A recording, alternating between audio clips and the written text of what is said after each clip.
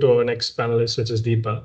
So Deepa, you have worked with a lot of founders in circular economy as well as sustainability. What do you think is the biggest early stage challenges that they face, when they're trying to scale in India, especially in waste tech, where our remaining panelists are working as well. So can you share your few cents on it? Yeah. Yeah, definitely, Dhanush. Thank you for having me in the panel. Honored to share the panel with Ferdin, Anish, and Rahul. So, as you know, I was one of the co-curators of this panel, right? It was very intentional. That's because I wanted it from the horse directly from the horse's mouth, right? So they've kind of covered most of the points. Yeah. So quickly to put it across, from all the rants I've heard from founders all these years, there's a lot of system inertia. So that includes investors, impact investors, early stage, they only want to fund SaaS. They don't want to fund anything that's infrastructure heavy, right? And they will probably fund for growth stage, growth stage founders who are cash flow positive, but not early stage founders. And then government, of course, there are a lot of government grants and initiatives. Startup TN is doing an amazing job. You know that, and you know that how many grants we've discussed, right, Dhanush, between ourselves. Yeah. So there's Sustain TN initiative. There's Tamil Nadu Green, Climate Fund. So there's so many initiatives that are coming, but not all states are doing this, right?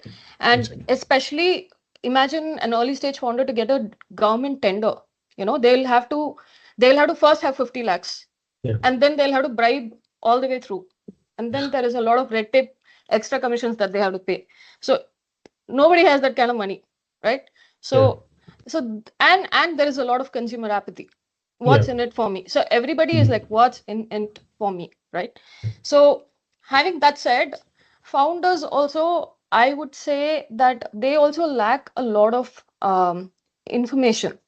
First thing is they are all hyped up about the startup ecosystem, and they're like, oh, I'm going to save the world, I'm going to be all a hero and stuff like that. But see, they need to kind of prepare themselves if they're coming to waste tech, right? It's not like a desk job. You made some cool SaaS and called it a day, and then you have like tons of peer. No, it's a community. Waste management is a community centric issue.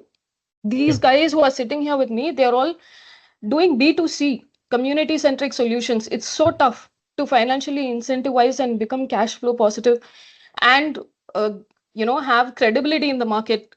And then you cannot like start on day one and hunt for investors on day two and nag investors on day three. That's what's happening. You have to show your credibility with grants. There are grants. Go hunt for grants. Show your credibility. And of course, there are a lot of issues with incubators also. So they'll have to find the right incubators where the incubators can get them to pilot, and give them some inventory space, or set them up with some kind of factory, space or lab space. So not all incubators do that. Very select incubators do that. Then you have this whole advice who take a lot of equity, and then they are going to ruin your life. So founders need to be very smart, clever. They need to first understand the market before trying out anything. They need to be really savvy. They need to understand what are the pros and cons of getting into waste tech, and then consciously make that move and have tons of money in the background to help them up on so I know Anish has got tons of grants. He even won at Shark Tank. He's still raising grants. And I know that Anish knows a lot of investors, right? So it's not all hunky dory, right? It's a lot, lifelong, like it's a marathon, and community centric. Being community centric is very tough, and they need to know that B2B is very easy. Okay, a lot of companies I'd worked with, Paperman, for example, he was B2C, he moved to B2B. Kabaddi Wala Connect were B2C, they moved to B2B. Khali Bottle in Bangalore was actually doing B2C, they shut down. So I know a lot of people who shut down too. They couldn't keep up. So people need to understand all of this, and then founders need to make a conscious decision and understand that they're going to have a lot of challenges coming their way. There is a whole also. There's a way. There's government. There are so many people, and then you will have to survive through all of this, and then win. So that's my 2 cents. Since you're being a bit political, you often talk about invisible labor and under-recognized impact in the circular economy sector. So, how do issues? Yeah. So, how do issues like poor traceability, data gaps, or overemphasis on carbon footprinting? I think it's going around everywhere these days. Sideline other actual issues, faced by the frontline communities. Like, can you talk a bit more about it? Yeah, definitely. Of course, Anish, Ferdin, and Rahul, and again have spoken much about this. Yeah. And see, we don't have many impact investors. Firstly, right? Yeah. They're all in it for the money because investors, right? So for them to care about it, first they will have to understand what the climate system is, and understand what sustainability is all about, right? So all the slides Dr. Ponselvan or Harry or anybody, any respectable person here in the panel today presented, do you think most of our investors care? No, they don't know half of it. Okay, let's talk about all this ESG and net zero race that's going on, right? ESG is environment, social governance, only environment, only GHG emissions. We are only calculating GHG emissions, how much carbon footprint we've saved and how much of cost we've saved, or by saving so much carbon, what is the profit they're getting? What is the social cost of carbon? What is the social cost of mining, drilling, drill baby drill, right? So we talk about embodied carbon, let's say a bike has, right? So a bike comes with embodied carbon because we mine like crazy and then we put together the bike, so it comes with some carbon footprint, right? What is the social cost of that, social cost of carbon for that bike? Where were the parts mined? All those things come into the play, right?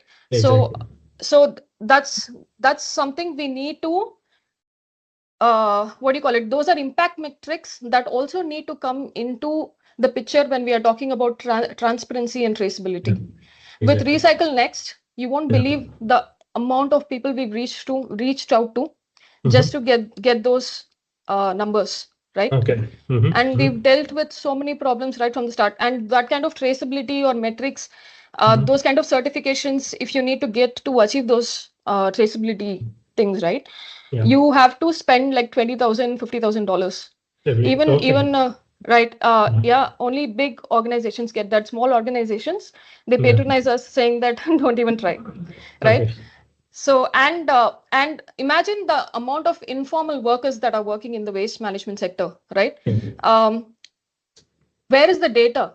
There is no government data. There is no private organization taking the data, right? One of our partners, Plascon, he runs this company called Plascon. His name is Ajit. He is working with rag pickers. He is working with informal waste workers. He's getting his food dirty. He's on the ground. You will have to pass through 4 or 5 dump yards to even reach his company. Okay. He is in touch with all these rag pickers. He is giving them the fair, compensations and all those things, so that he's trying to formalize them, give them some kind of, safety gear and all those things, formalize them so that they can get their rights, labor rights, right? It's not happening. He's trying to get the data. He's not able to get the data. He's not able to show the data. So he's not able to prove the investors. So he's not getting the money. He's still cash flow positive, but they want more equity. They want to see money first before they can invest in more infrastructure. So that's the issue we are facing, which needs to change.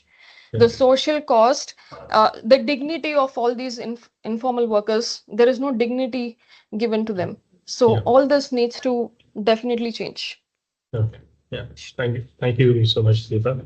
Yeah. So to end the panel on a positive note, so Deepa, what is something which gives you hope every day? To advise us founders. Sorry, could you repeat that again? Like what is something which gives you hope to help us founders, to strategize and everything? Okay. So I just addressed a group of Gen Z today and straight came to the summit. So they are much more aware about the climate urgency. So I have hope for the upcoming generations, Gen Z and Gen Alpha. Of course, my hope in human forms are obviously sharing the panel with me, and there are several others who are not in the panel. my partners and friends. So they give me hope compared to what it was 5 years back. And finally, a lot of investors are taking interest in climate solutions, and they're coming to me for advice as a subject matter expert. So I find that, I mean, even if it is financially motivated, I still find that as a turning point, and eventually they will get to develop an empathy, I guess, when more disasters hit us. Yeah. Yeah. Thank you. Perfectly said. So thank you so much, Guy. Thank you.